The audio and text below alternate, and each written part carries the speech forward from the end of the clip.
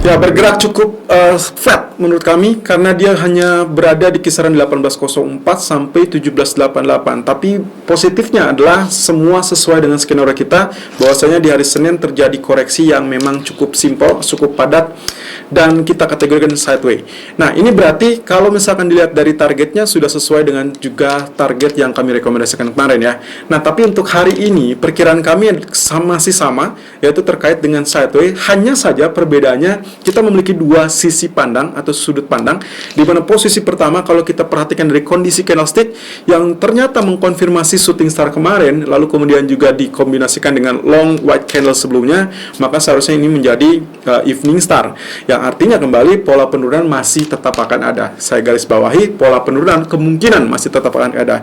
Lalu sudut pandang yang kedua adalah terkait dengan kondisi dari candlestick itu sendiri. Ingat bahwasanya di tanggal 16 Desember yang lalu, long white candle yang kita perhatikan dari posisi open sampai area close, maka kita akan mendapatkan teritori real body, kurang lebih 50% real body dari long white candle, dan itu berada di 1788.30. And believe it or not, kemarin dia mencapai teritori tersebut, sehingga itulah yang mengakibatkan kenapa hari ini kami memberikan rekomendasi untuk melakukan buy dengan ekspektasi kemungkinan terjadi retest kembali di zona tersebut, kemudian dia rebound atau katakanlah terjadi rejection. Nah, meskipun kenaikan lagi-lagi karena kita masih memperkirakan sideway, maka kemungkinan belum akan terjadi pola pergerakan yang terlalu signifikan. Artinya kemungkinan retest resisten kemarin pun masih bisa terjadi. Nah, harapannya di minggu ini kita hanya tertumpu kepada data ekonomi di hari Rabu dan juga hari Kamis. Oke, perkembangan terkait Omicron juga akan mempengaruhi dampak berikutnya terhadap pergerakan crude oil. Sehingga hari ini kami juga mengupdate kondisi dari crude oil dan kenapa kami masih mempertahankan outlook untuk melakukan sell lebih dulu, karena ada areal yang harusnya ditempuh lebih dulu dan kita belum melihat terlalu maksimal penurunannya. Kemarin tertahan di 1766. Kalau Anda simak di live streaming kemarin, kami mengekspektasikan ada di kisaran 62 yang paling dekat atau bahkan 64 ya, walaupun teritorinya secara area memang sudah cukup dekat ya, dengan teritori 66 menuju 64 itu hanya selisih 2 poin saja. Sebetulnya kalau Anda ingin melakukan medium term itu sudah sangat recommended, tapi kalau misalkan Anda masih bersabar dan kita masih tetap harus melihat perkembangan terkait Omicron dan juga tentunya OPEC Plus belum ada kabar-kabar positif, maka kemungkinan kita masih melihat swing low masih bisa terjadi. Termasuk juga USD Yen yang diperkirakan masih bisa mulai penurunan, tapi kita tinggal lihat saja dari kondisi-kondisi psikologis market berikutnya, karena 2 hari lagi kita menjelang libur Natal. Kita lihat technical view untuk hari ini 21 Desember 2021, Irfan untuk Agrodana. Technical Outlook 21 Desember 2021 jam 12:06 waktu Indonesia bagian Barat. Oke, kita langsung lihat mengarah kepada DXY dan juga Treasury Yield of course. Kalau kita perhatikan dari pergerakan candlestick terutama di grafik H4 memang relatif flat ya, kita masih tetap bisa simpulkan flat karena Anda lihat sendiri pergerakannya antara resisten dan juga area support masih tetap seperti itu. Nah, permasalahannya berikutnya apakah dia akan terjadi penurunan atau tidak, itu yang harus atau yang patut kita curigai atau yang kita tunggu ya.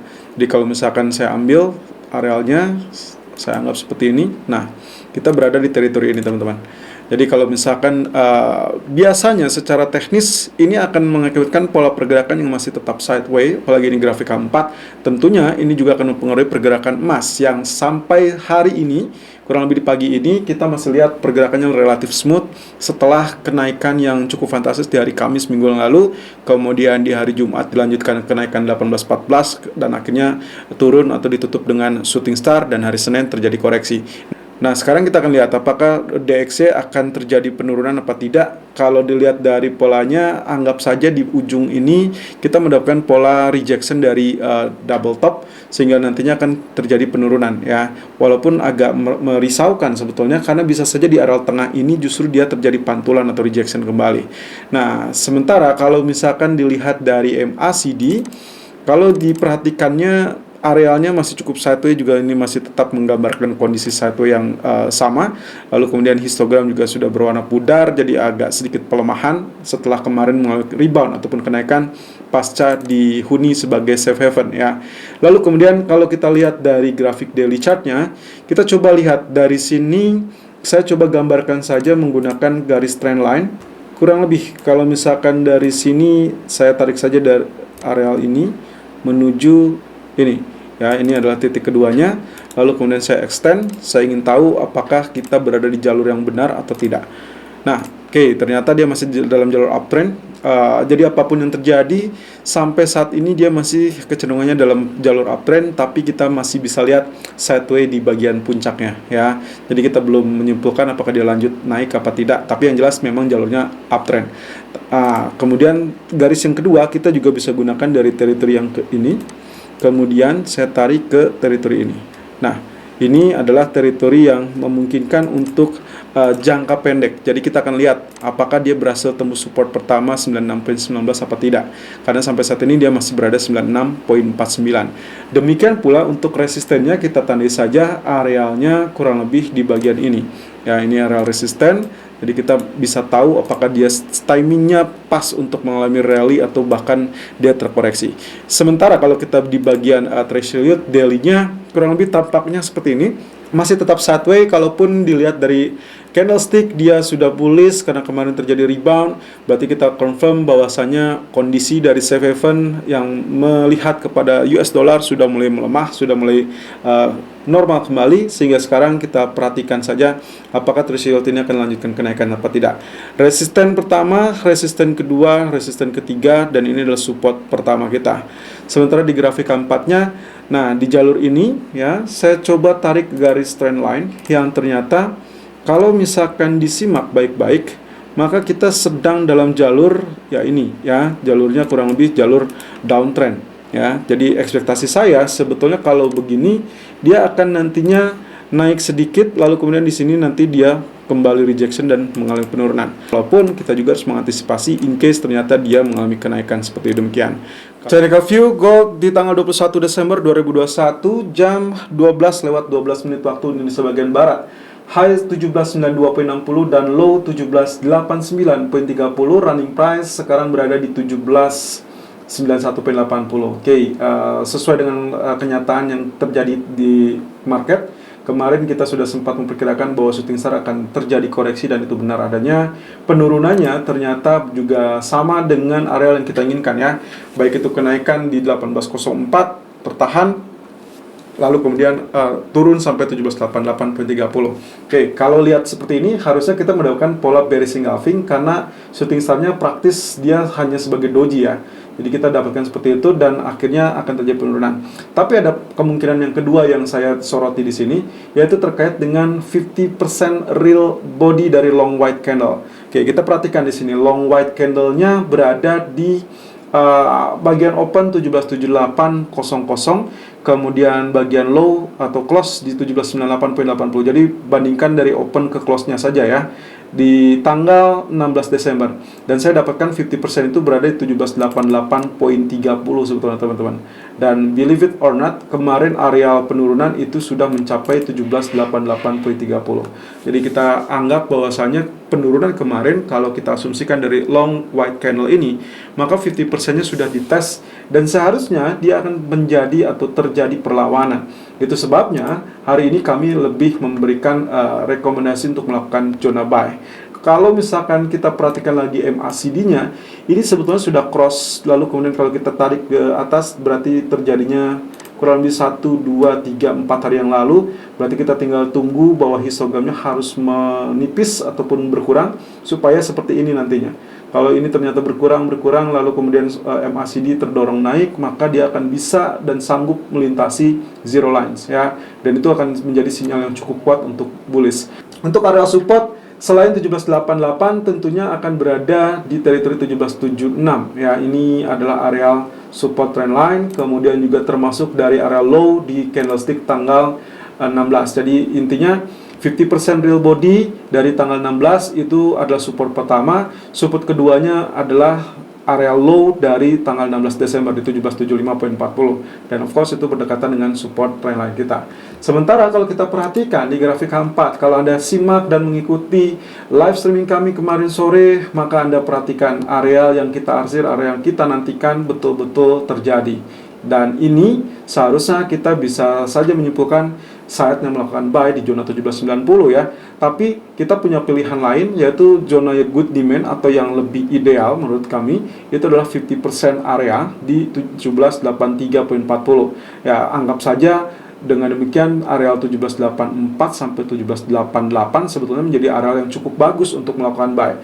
Tapi sampai saat ini ya, kita masih mendapatkan area low-nya 1789.30 dan running di 1791. But it's okay, kemungkinan kita masih tetap mengandalkan teritori ini ya. Jadi harapannya ini pullback yang cukup normal. Maksimumnya kalau misalkan dari trendline ini atau trend channel ini sebetulnya ada di antara 50 ataupun 61.8%. Berarti ada kisaran 1776 juga 1783. Jadi kalau misalkan Anda menunggu ideal, silakan tunggu di zona 1776 ataupun 1783. Dengan catatan stop loss-nya harus berada di bawah 1776. Tapi kalau misalkan untuk jangka pendek, saya rasa zona 38.2% ataupun bahkan maksimum 50% sudah cukup untuk menjadi area buy kita. Nah, kemudian di area H1 posisinya seperti ini, dan MACD ternyata cukup mendukung kalau misalkan kita melakukan buy, karena kondisinya dia sudah crossover di sini, lalu kemudian seperti biasa nantinya akan muncul seperti demikian. Berarti kalau ini kita bisa gunakan maka Fibonacci retracement yang kemarin ya, ini persis dengan apa yang kami gambarkan tadi pagi, yang kami share kepada Anda adalah teritori yang berada 38.2% gitu ya. Kalau misalkan yang bisa saja yang jangka pendeknya kan kita mendapatkan teritorinya seperti ini ya, atau di wave terakhirnya di sini. Nah, tapi kalau misalkan secara garis besarnya ternyata dia masih berada di sini.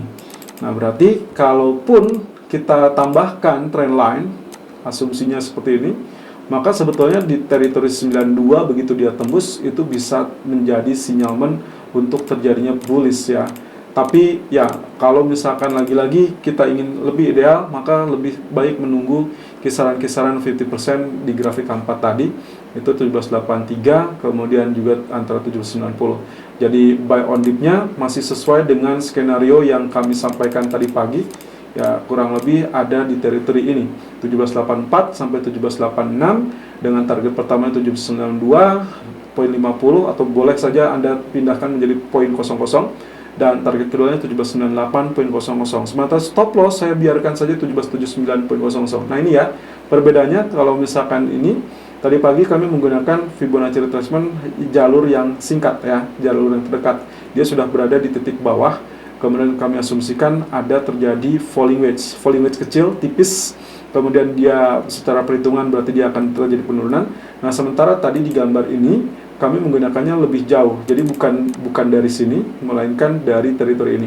Tapi oke. Nah, sekarang tinggal samakan saja dengan potensi dari falling wedge ya. Nah, falling wedge-nya seperti demikian. Jadi perhitungannya 1, 2, 3, 4, maka ini adalah nantinya akan terjadi kelima kalinya, lalu kemudian barulah dia rebound ataupun rally. Oleh karenanya teritori buy kami di teritori 84 ataupun 86. Nah, lalu kemudian yang cukup menarik adalah kondisi dari USD Japanese Yen ya.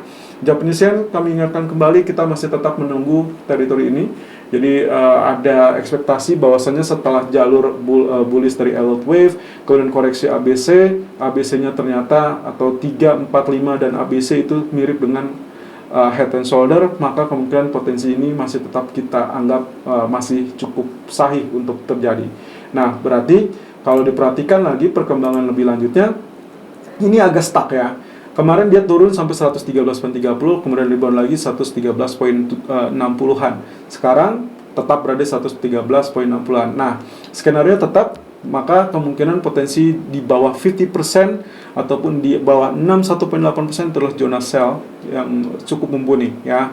Walaupun dengan demikian areal merah ini adalah risk atau bagian risikonya, sehingga kita bisa memanfaatkan atau memasang teritori SL yang paling jauh 114.60. Nah, berarti kalaupun misalkan Anda menunggukan 114.00 itu adalah zona sell kita. Tapi kalau secara jangka pendeknya kita bisa menggunakan teritori yang tadi pagi kita gunakan ya, kurang lebih. Nah, ini teritorinya hampir sama 113.67. Jadi asumsinya left ini head, ini adalah right shoulder, maka 113.65 ataupun 113.80 sudah menjadi area sell. Kemudian terakhir, kalau kita perhatikan dari crude oil yang ternyata bentukannya dia sudah sempat mengalami rebound ya. Dia sudah sempat mengalami penurunan, kemudian rebound sampai 17 atau 69 dolar ya. Dan ini berarti kondisi yang kita harapkan. Nah, terkait dengan hal ini, dia ada long tail seperti itu, ada strong rejection dekat area support. Nah, ini yang kemarin juga di bagian live streaming saya sempat sampaikan. Sebetulnya Anda punya pilihan melakukan buy di teritori mendekati 66, 67, atau Anda menunggu paling ideal adalah di area 62 atau bahkan di area 52 ya. Dengan kondisi tersebut Anda bisa mendapatkan yang jauh lebih optimal. Dan ini adalah bagian rewardnya di arsir biru, dan bagian merah adalah arsir merah. Tapi saya ingatkan bahwa ini bukan untuk strategi jangka pendek, melainkan strategi medium. Dengan prediksi ataupun perkiraan, kita mengharapkan mungkin di kuartal pertama ini akan terjadi. Jadi untuk hari ini saya tetap incar lebih dulu area sell, karena kalau kita perhatikan dari grafik H4-nya kurang lebih seperti demikian. Jadi diharapkan nantinya dia hanya rebound sampai 70 dolar saja maksimum, kemudian dia terkoreksi lagi. Meskipun lagi-lagi kami lihat kondisi candlestick yang cukup meyakinkan untuk terjadinya rejection ya. Saya gunakan stop loss dan risk management sesuai dengan equity dan strategi trading Anda. Irfan untuk Agrodana.